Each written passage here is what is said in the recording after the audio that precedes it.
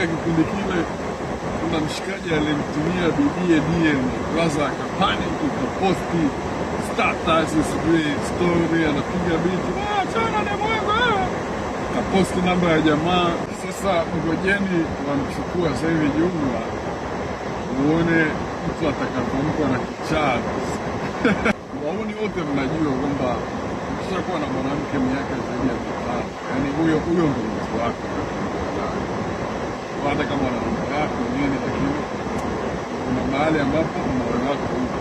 Uzuri wa wanawake wanaweza wakamuva, wanavumilia sana, lakini wanaweza wakamuva, wanaweza wakasawa hiyo. Sisi sasa